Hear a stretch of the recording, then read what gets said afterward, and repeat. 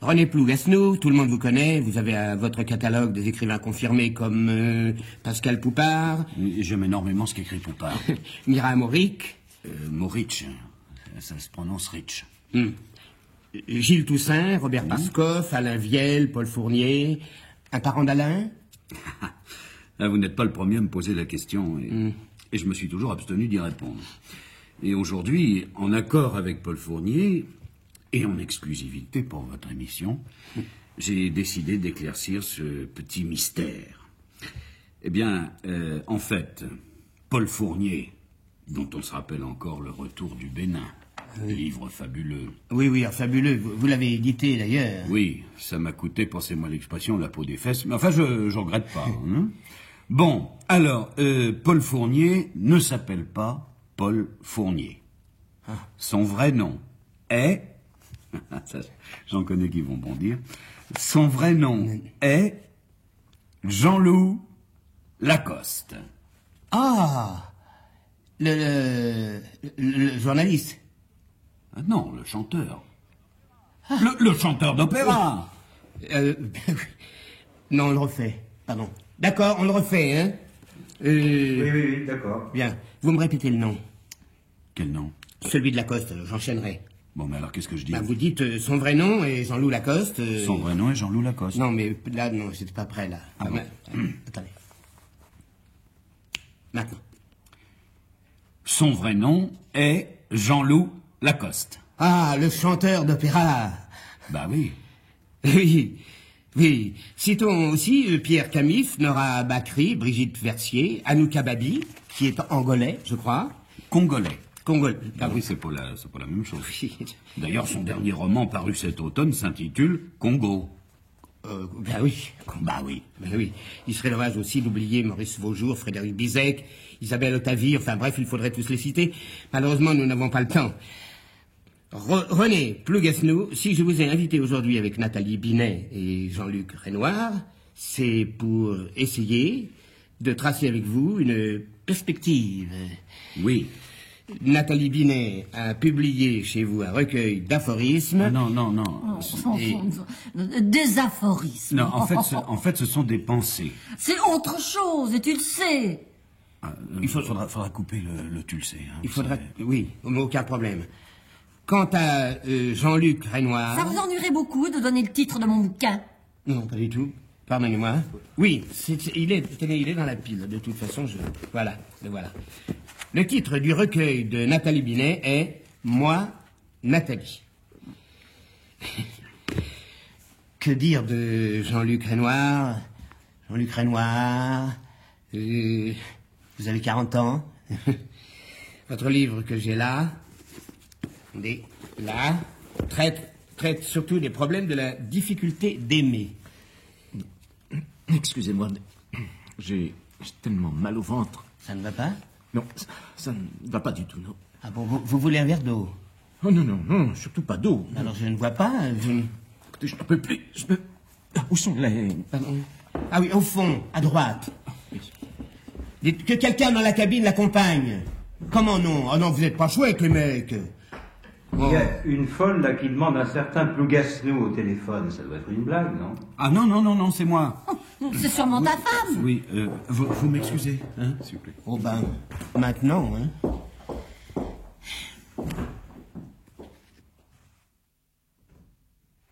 Bon. Vous voulez une cigarette?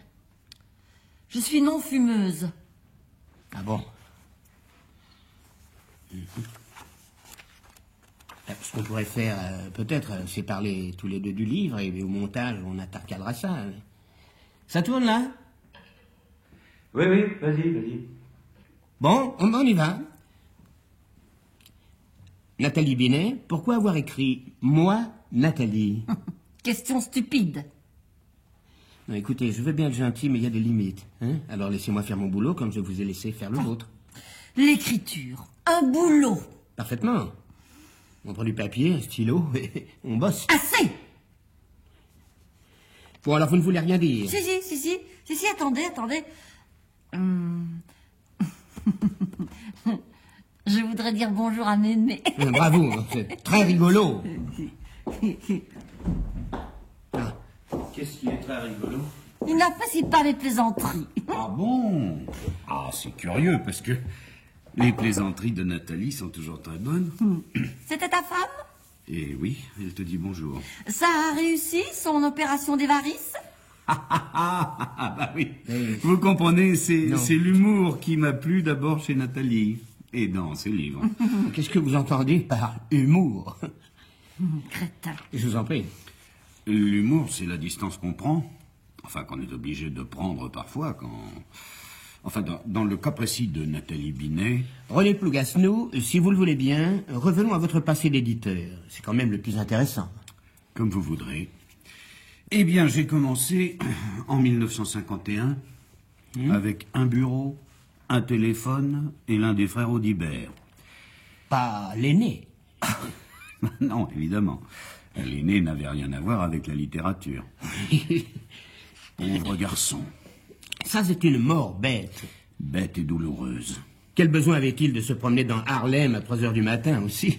On dit qu'il avait perdu sa montre. Une montre à laquelle il tenait beaucoup. Elle aurait appartenu à Napoléon III. On ne se demande pas qui l'a offerte. Il me semble que c'est clair pour tout le monde. L'autre frère Audibert, comment a-t-il réagi? Je ne sais pas, j'avais cessé de le voir à ce moment-là. Vous étiez brouillé? Oui, une brouille un peu idiote, comme la plupart des brouilles. Nous n'étions pas d'accord sur un manuscrit. Les Cèpes, de Marceline Baudu. Ne pas confondre avec le film de Renoir. Avec quoi? Boudu sauver des eaux. Ah oui, ah oui. Oui. Nous n'avons pas réussi à sauver des eaux Marceline Baudu. Elle s'est noyée. Non. Elle a sombré dans la littérature régionaliste. Elle est originaire de Perpignan. Qu'est-ce qu'elle a pu nous casser les pieds avec ça? Je salue au passage nos nombreux auditeurs de Perpignan. C'est ça, salut, salut. Ah, alors? Je t'ai pas trouvé. Non. Et en plus, je me suis perdu dans les couloirs. C'est atroce. Ah non, j'exige que quelqu'un l'accompagne aux toilettes. C'est la pause. Bon, merci, hein, j'irai moi-même. Tenez, venez, entre intellectuels, il faut céder. Venez, c'est pas. Ça des intellectuels.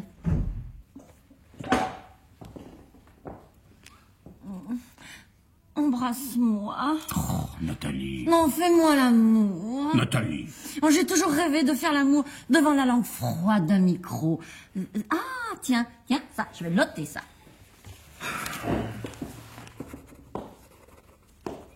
Nathalie, Silence! je te quitte. Pour retourner avec ta femme? Oui. Pauvre type. Tu me quittes au moment où j'allais enfin connaître le plaisir. Aujourd'hui, peut-être. Mais ça fait 3 ans que tu me dis ça. Tu m'abandonnes sur la grève désolée de ma frigidité. Oh là là. Écoute, quoi qu'il en soit, les éditions Plougasnou continueront de publier tes ouvrages. Publier quoi? Sans jouir, comment écrire? Ta femme dit qu'elle jouit avec toi, mais c'est peut-être pas vrai. Mais c'est pas pour ça que je retourne avec elle. C'est pour les enfants. Les enfants que tu n'as jamais voulu faire. Je suis un trop mauvais père, Nathalie. La preuve que non. Oh, fais-moi un enfant. Mais je viens de te dire que je te quittais. Fais-moi un enfant quand même. Non. Et puis tu seras une trop mauvaise mère. Toi aussi. Oh, on devrait pouvoir mettre en prison l'homme qui dit une chose pareille à une femme. Non, tu l'imagines? À 4 pattes entre les cendriers pleins? Réveillé pendant sa sieste par le bruit de la machine à écrire? Les couches pas changées depuis 15 jours? Et comment l'alimenteras-tu? Tu te brûles à chaque fois que tu essaies de faire bouillir de l'eau. Si tu me quittes, je te tue. Tu iras en prison. Mais je suis en prison. Ah, ça y est. Ça n'a pas été facile, mais on a fini par trouver. Vous n'êtes pas resté avec lui? Non, on ne tenait pas à 2. Bon, la pause est finie. Maintenant, il faut qu'on avance sérieusement. Hein. Ça tourne? Ça tourne. Ah, allons-y. Allez, Renoir. Ah, mince, c'est vrai. Eh ben, allez chercher. Ah non, c'est trop compliqué. Écoutez, tant pis, on va commencer sans lui. On arrangera ça au montage, hein? Bon. René Plougasnou, comment devient-on éditeur? Et le grand problème n'est pas de devenir éditeur, mais de le rester. La concurrence est rude, Les libraires ne nous font pas de cadeaux, les auteurs non plus. Vous voulez dire que vos rapports avec vos auteurs sont parfois tendus? Il leur arrive d'être exquis. Et quand ça, par exemple? Et bien surtout quand les livres de cet auteur ont du succès. Ce qui, me semble-t-il, est loin d'être le cas des ouvrages de Binet. Oh, je crois en Binet, ça marchera, faites-moi confiance. Oh, tu dis ça pour me consoler de te perdre. Mais non, je t'assure. Non, arrêtez, merde, j'ai à peine une minute d'émission avec vos conneries, moi. Non, soyez pas grossier, ça sert jamais à rien. Lui demander de ne pas être grossier. Autant demander à une truie de prendre un bain tous les matins. Bon, écoutez, moi je m'en vais, j'en ai marre. Hein. Alors vous vous débrouillez. Si vous avez quelque chose à me dire, je suis le distributeur de café. Salut. Il a raison de s'en aller. Oh, je veux pas te dire un mot sur mon livre. J'ai 43 ans, Nathalie. Je suis fatigué. J'ai simplement envie de me reposer en compagnie de mes enfants. C'est braillard. Tu les as vus qu'une seule fois. C'est une fois de trop. Ah, tu vois que tu détestes les enfants. Je déteste les tiens. Mais si on avait des enfants ensemble, ce serait aussi les miens. Non, n'essaie pas de m'embrouiller, plougasse-nous. T'embrouiller, moi? Oui, c'est ça, fais l'innocent. Tu oublies que je ne suis plus une oie blanche. J'ai quelques heures de vol, dont plusieurs avec toi. Alors ton cinéma... Je préfère encore la grossièreté à la vulgarité. Oh. Tu ne me quittes pas pour retourner avec ta femme. Ton objectif, ce n'est pas de renouer avec une vie simple et familiale, mais d'échapper à ma surveillance. Désormais, tu pourras tromper ta femme en toute liberté. Mais qu'est-ce que tu vas chercher? Enfin, c'est ce que tu crois. Mais ça ne se passera pas comme ça. Ça se passera autrement. Tu ne me connais pas, Plougasnou. Si. Si tu me connaissais vraiment, tu n'envisagerais même pas d'essayer de me quitter avant que ce soit moi qui demande la séparation. Fais-le. Non, je t'aime. Je désire un enfant de toi. Oh, je veux que tu divorces et que tu te maries avec moi. Mais c'est impossible. Réfléchis.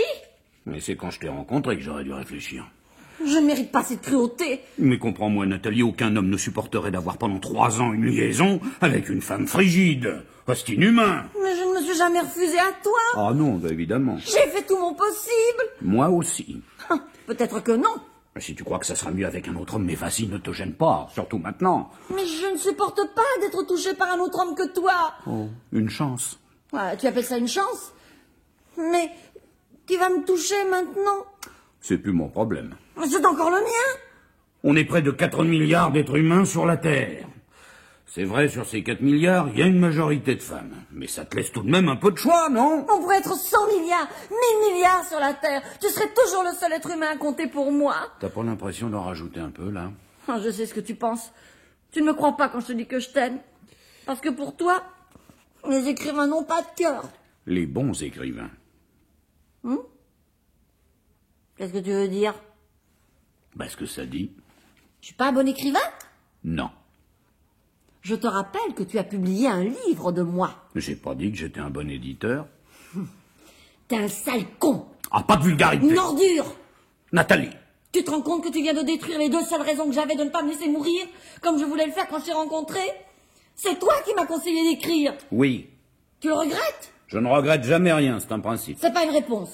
Il n'y en aura pas d'autres. Et quand Philippe Le Camaillet écrit dans sa chronique « Nathalie Binet ouvre une voie nouvelle dans la littérature de l'introspection fugace », tu crois qu'il regrette que tu m'aies conseillé d'écrire? Le Camaillet? Oh, mais il est nul. En plus, il écrit n'importe quoi. Tout ce qui l'intéresse, ce sont les courses de lévrier. Et Simone Pénasse? Mais quoi? Nas? Tu as lu ce qu'elle a écrit sur moi dans la revue de la RATP?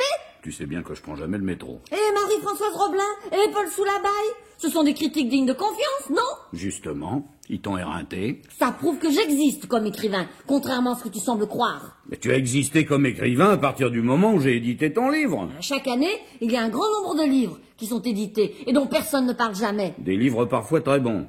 Le mien, on en a parlé et on en parlera. Ah, parce que tu vises la postérité. Comme tout artiste qui se respecte. Oui, si tu te respectais moins, peut-être que tu te jugerais mieux. Tu as décidé de me détruire, hein? Je te préviens tout de suite, tu n'y arriveras pas. C'est justement la raison pour laquelle je te quitte. Ne pouvant te détruire, je préfère m'enfuir. Oh, mais qu'est-ce que j'ai fait pour que tu me traites de cette manière? Tu as gâché les plus belles années de ma vie. Quand nous nous sommes rencontrés, j'avais 40 ans. J'étais riche, considéré, beau. J'avais une femme, 3 enfants, 3 maîtresses. Je jouissais. Je faisais jouir. Ah, c'était le bon temps. J'ai compris. Y a que ça qui compte pour toi. Oui, La littérature, tu t'en fous. complètement. Quand je pense à l'interview que tu as donnée à Christiane Pourny dans le magazine littéraire de mai 78. Oh, je ne te connaissais pas encore, mais j'avais appris certaines de tes réponses par cœur. Et je me les récitais pendant mes insomnies. Nous parlions parfois de toi, de ton travail éditorial avec les autres professeurs. Des conversations d'une tenue intellectuelle que tu ne soupçonnes pas. J'aurais jamais dû quitter l'enseignement. Mais je te l'ai toujours dit. Mais que vais-je devenir maintenant? Ah, mais je suis sûr que tu finiras par trouver un homme digne de toi. Tu donneras du plaisir à une autre femme. Ça me semble inévitable. Je supporterai pas. Mais je te préviendrai pas à chaque fois. Mais je saurai quand même. Ça me tuera. Ah, je préfère que ce soit toi qui meurs. C'est ça. Bon, eh ben, allez, viens, hein. Je te paye un café. Un jour, tu sortiras de chez toi. Demain ou dans un an. Tu lèveras la tête. Ta femme sera à la fenêtre de votre chambre. Tu lui feras un petit geste de revoir. Un coup de feu claquera. Elle te verra tomber devant la voiture. Elle verra le sang se mêler à l'eau dans le caniveau et disparaître dans la bouche d'égout. Hein? Oh, bah, elle verra rien du tout, elle est mieux comme une taupe. Oh, un revenant. Ça va mieux? Bon. Vous êtes tout seul? Oui, Nathalie et moi allons prendre un café. Vous nous accompagnez? Écoutez, monsieur Plougasnou, je ne voudrais pas avoir l'air d'être ce que je ne suis pas, c'est-à-dire un coupeur de cheveux en 4, mais vous n'êtes pas sans savoir la querelle qui m'a opposé à Nathalie Binet en automne 1981. Quelle querelle? Dans un hebdomadaire culturel dont je ne citerai pas le nom, car je ne voudrais pas que ces syllabes obscènes passent par mes lèvres, Nathalie Binet a écrit sur mon ami et maître Christian Poustis des phrases que je ne pourrai jamais lui pardonner, et qui m'interdisent de prendre un café ou quelque autre boisson que ce soit en sa compagnie. Jamais entendu parler de cette histoire. Ah, elle a pourtant fait du bruit. Ah. Je tiens enfin à vous préciser que, si combattant la répugnance que m'inspire cette créature abjecte, je suis venu aujourd'hui, c'est parce que j'ai conscience d'être la caution intellectuelle et littéraire des éditions Plougasnou. Je n'aurais pas voulu que cette caution vous manquât. Ça me reprend, excusez-moi. Excusez-moi.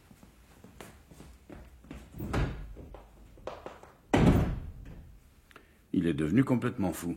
À propos, qui est ce Christian Poustis? Je ne sais plus. Ouais, je demanderai à ma femme, elle lit beaucoup. Oh, arrête de me parler de ta femme. Oh, pardon. On continuera de se voir quand même? Mais évidemment, puisqu'on travaille ensemble. Tu m'accorderas une soirée par semaine? Oui, peut-être. Ou 2? Ah non. Oh, non, 2 soirées par semaine. Et je te demande plus rien, jamais.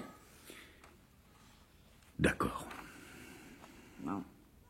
Mais pas au restaurant, hein? Chez moi. Ah, tu as dit que tu ne me demanderais plus rien. Oh, demain, on me livre le nouveau canapé. Celui que nous avons choisi ensemble il y a 3 mois. 3 mois pour fabriquer un canapé, ils se foulent pas beaucoup, les Italiens.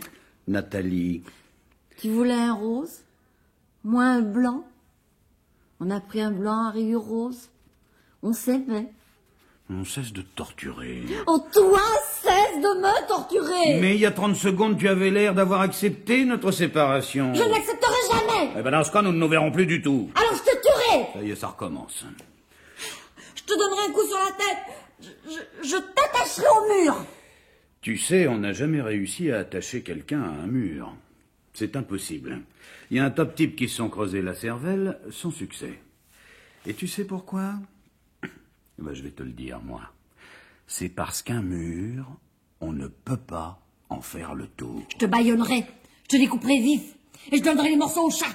Ah, j'en connais qui se préparent une belle indigestion. Écoute, allez, viens boire un café. Ah. Vous êtes calmés? L'émission peut reprendre? On va juste boire un café et on revient. Ah. Ah, Renoir. J'ai repensé à notre discussion de tout à l'heure, vous avez raison. Hein. Poustis, c'est formidable. Ça faudra l'amener aux éditions un de ces jours. Christian Poustis est mort en 1966.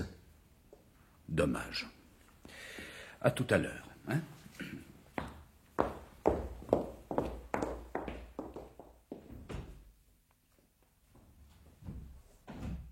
Quel imbécile. Qui est ce Poustis? Un grand.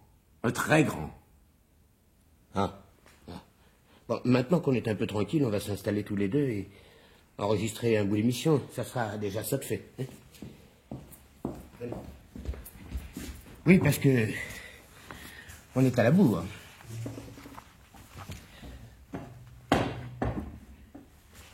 Ça tourne, là. Ça tourne. Ah, bien. Jean-Luc Renoir, Interdit et ustensiles, essai publié aux éditions Plougasnou. C'est votre premier livre? Non. Ah, et il y en a eu d'autres? Oui. Beaucoup? Oui. L'un d'eux a d'ailleurs été préfacé par Christian Poustis. Je dois ajouter que je suis le fondateur des cahiers Poustis, dont le premier numéro devrait sortir, si tout va bien, dans 14 ou 15 mois. Jean-Luc Renoir, comment vous est venue l'idée d'écrire ustensiles et interdits? Interdits et ustensiles. Oui, c'est ça, c'est ça. Oui. Eh bien, plutôt que d'une idée, il faudrait parler d'un projet, et même d'un projet d'ensemble, courant sur plusieurs années de ma vie. Tout est parti d'un incident somme toute banal. Je me garais dans le parking du lycée. J'avais quelques minutes d'avance. Vous êtes professeur? Et oui, professeur agrégé. Et du reste, dans mon ouvrage, j'évoque brièvement, mais fortement, je crois, tout ce que ce métier haletant et complexe a pu m'apporter sur le plan littéraire, ainsi que dans l'affectivité. Mais n'est-ce pas la même chose? Certes. Donc, vous vous gariez dans la cour, dans le parking, pour être précis, du lycée? Oui, c'est exactement ça. Et... alors? Comment vous dire? J'ai été pris d'une grande lassitude, et l'angoisse m'a terrassé. Je me suis demandé si j'existais. Je me suis demandé aussi si Dieu existait. Enfin, vous voyez, ce genre de choses. Et puis, je venais d'avoir au téléphone une discussion assez orageuse et pénible avec René Plougasnou au sujet de ma mensualité. Je ne cite pas ce détail par hasard.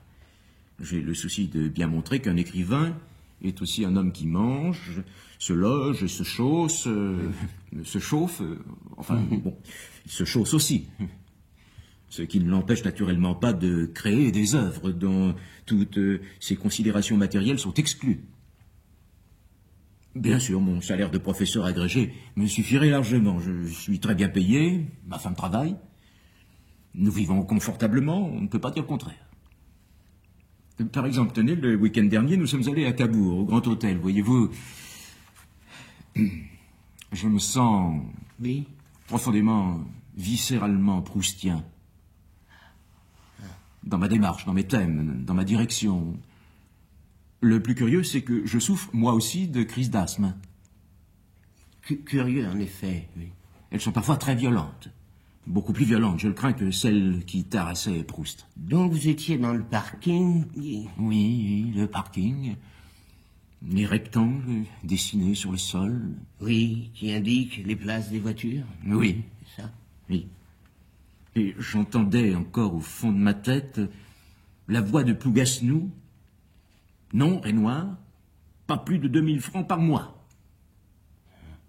Et je me suis demandé, je me souviens, c'était en refermant la portière. Je me suis demandé pourquoi. Pourquoi? Pourquoi? Et c'est à ce moment exact que j'ai décidé d'écrire Interdits et ustensiles. Mais quel est le rapport? Oui, bien sûr, le rapport. Quel est le rapport? Foucault a dit, il n'y a pas de rapport sexuel. Oui, là, c'est tout de même un peu différent. Vous croyez? Ben oui. Ah, peut-être avez-vous raison. Vous parliez d'un problème financier avec Plougasnou. On vous donnerait 2000 francs par mois, vous quitteriez la radio, non? Ah, écoutez, ça, je ne sais pas si on pourra le garder au montage. Qu'est-ce que tu en penses, Maurice? Bah non, écoute, vaut mieux pas. Non. Non, parce que vous comprenez, 2000, c'est justement ce que j'ai. Ah, et vous restez? Bah, vous aussi, vous restez chez Plougasnou, hein, apparemment. Je n'ai pas dit mon dernier mot. Et moi non plus.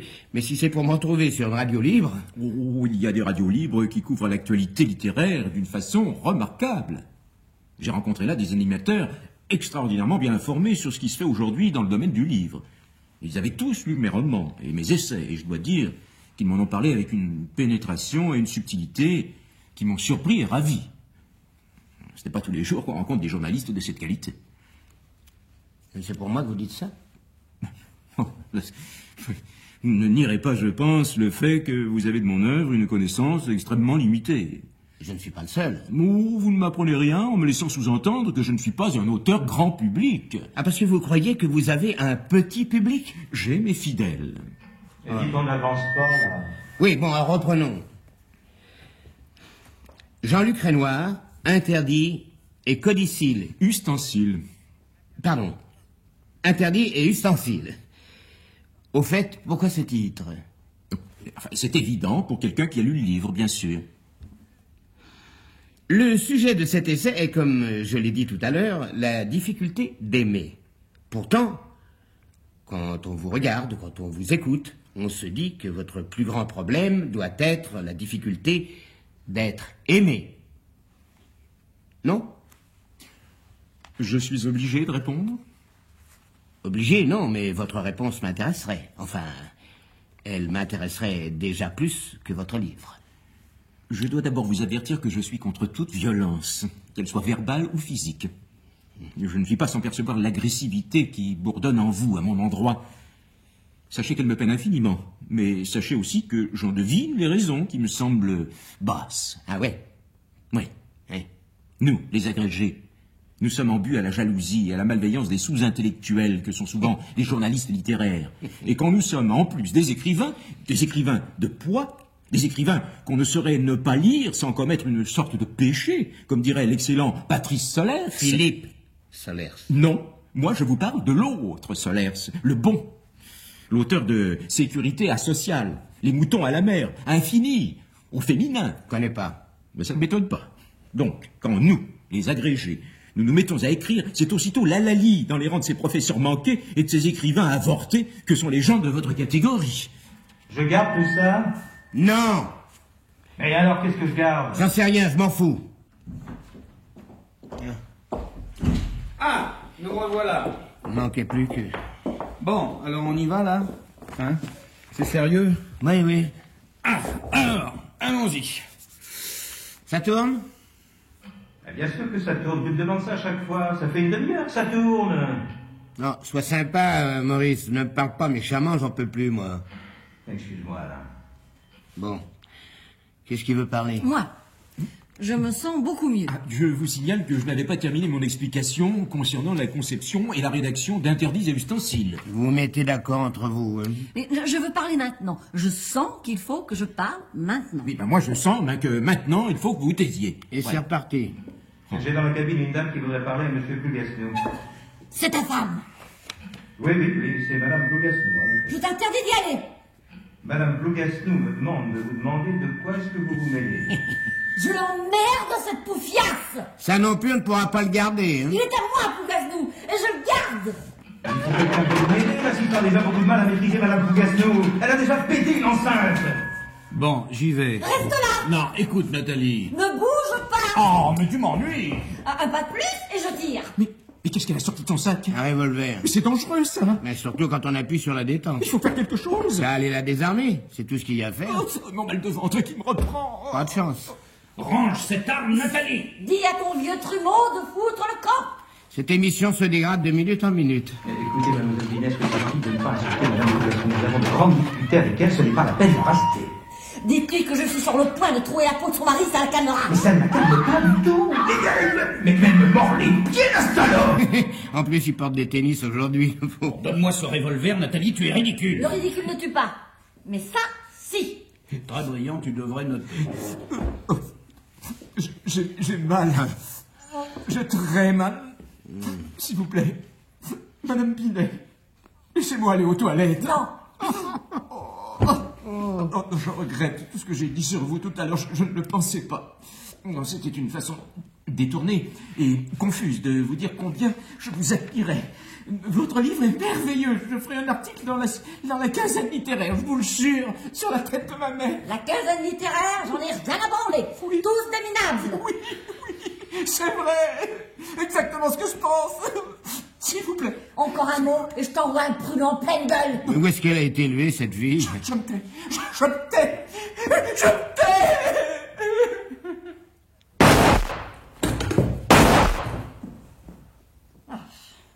Personne ne pourra dire que je ne l'avais pas prévenu. Et... il est mort, hein? Joli coup. Eh ben, on n'est plus que 3. Nathalie. Tu vois ce que je suis maintenant, à cause de toi, une folle, une meurtrière.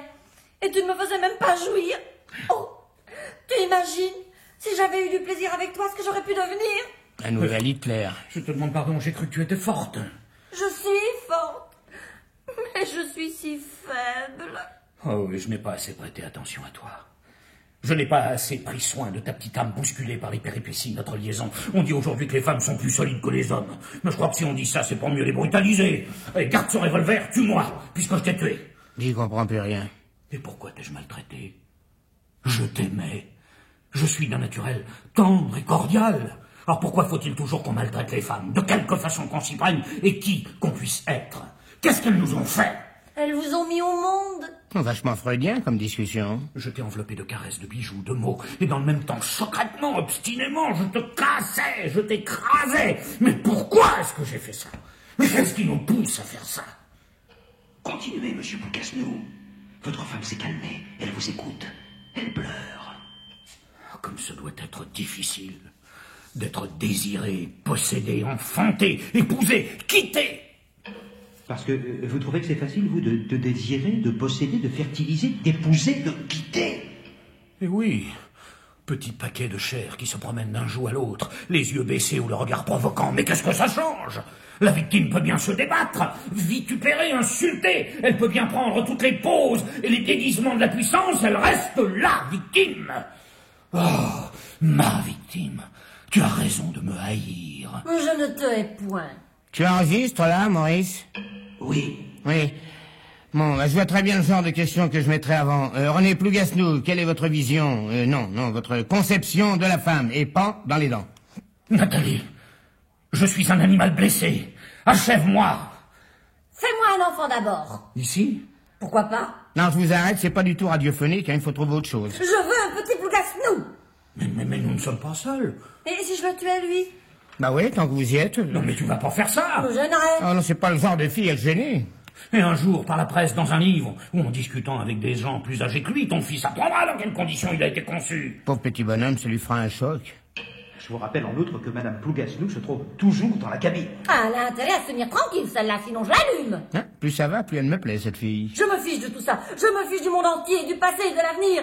Prends-moi maintenant, ici, une dernière fois.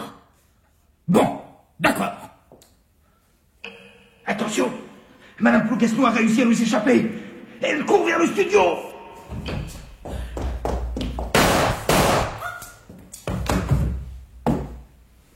Et de deux. J'ai été bête, j'aurais dû apporter ma grille de loto. Cela dit, je ne pouvais pas prévoir que ça se passerait comme ça. Françoise. Françoise! Elle est morte.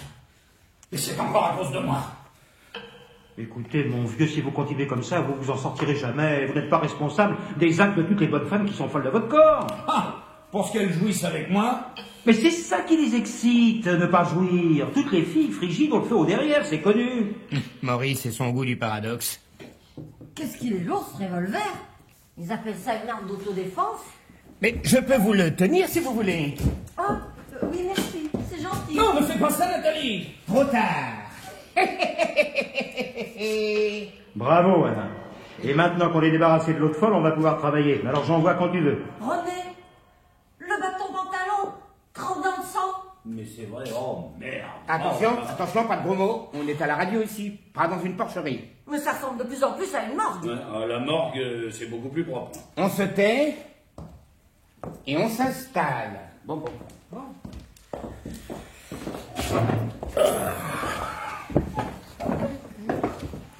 On m'insulte, on me persécute, on se moque de moi. Oui, je suis de ceux qui ont réussi leur bac grâce aux points obtenus en gymnastique. Oh, y a pas de honte à ça. J'ai été moi-même champion universitaire de demi-fond. Et si vous venez un jour à la maison, je vous montrerai mes coupes. Ces coupes, il y en a qu'une et minuscule. Assez. À la première remarque d'ordre privé, je tire. Compris? Non, du calme. Nous allons faire une vraie émission de radio, avec des questions sérieuses et des réponses sérieuses. Ça n'est pas compliqué du tout, il suffit de se concentrer et de ne pas sortir du sujet. Dès qu'il y en a un de vous deux qui sort du sujet, je tire. On n'y pense qu'à ça. On pourrait pas recouvrir la figure de Renoir. Je l'ai juste en face, c'est très gênant pour parler. On ne bouge plus. Bon, je vous avertis, je serai pas bon. Vous avez intérêt à être bon. Je vois les cuisses de ta femme, c'est pas mieux. Oui, bah ce sont pas de bonnes conditions de travail. Je sais. Alors j'envoie, oui ou merde? Envoie! René Binet, nous vous recevons aujourd'hui à l'occasion de la parution du livre de Nathalie Plougas, interdit, non. Non, je peux pas. Allons. Oh, c'est marrant, je sais même pas comment il s'appelle. Alain comment?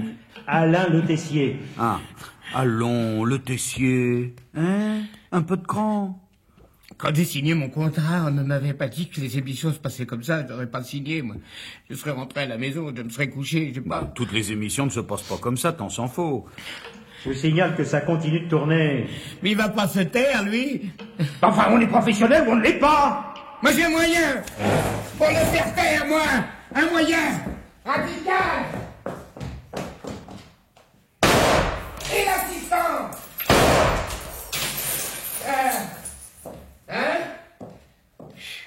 Je les ai eus tous les deux. Non? On dirait. Bon, on tombe plus. Ça ne tournera plus jamais. Si, mais sans eux.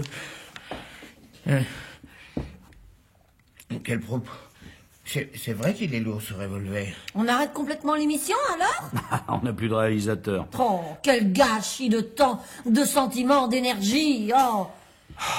Oh là là, ça commence à sentir mauvais, hein. Ça sent toujours mauvais dans ces studios. Les employés du nettoyage sont des branleurs et le système d'aération est défectueux.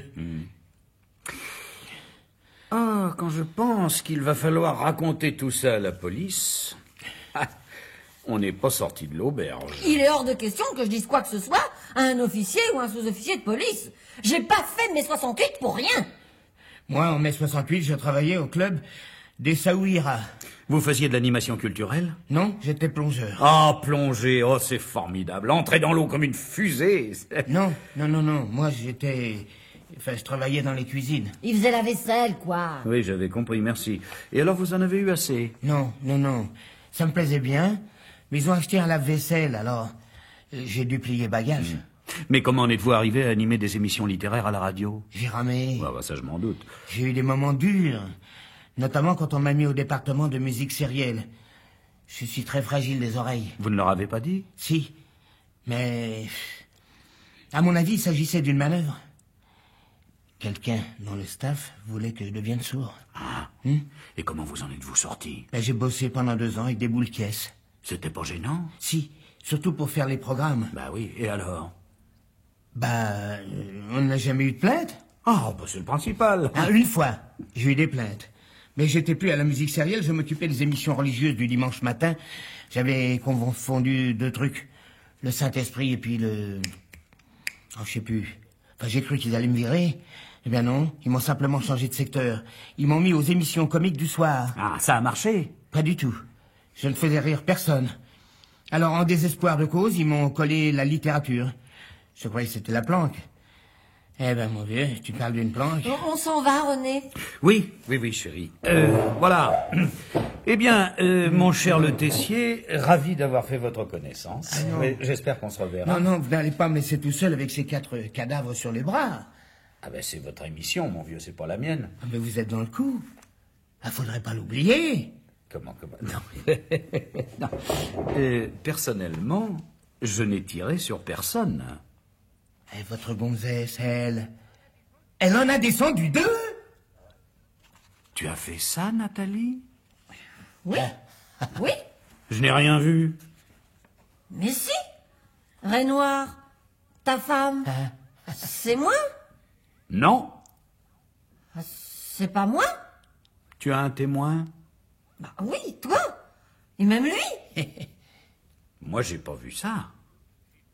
J'ai vu Le Tessier tirer sur tout le monde. Et toi, tu as vu la même chose que moi. Génial. Oh, attendez. Hein, si je comprends bien, on veut me faire porter le chapeau, mais je marche pas, moi. Je n'ai pas ramé pendant 15 ans dans les couloirs de cette maison pour me faire avoir par le premier venu. Et puis d'abord, les mains en l'air. Il sait même pas compter jusqu'à 6. Hein?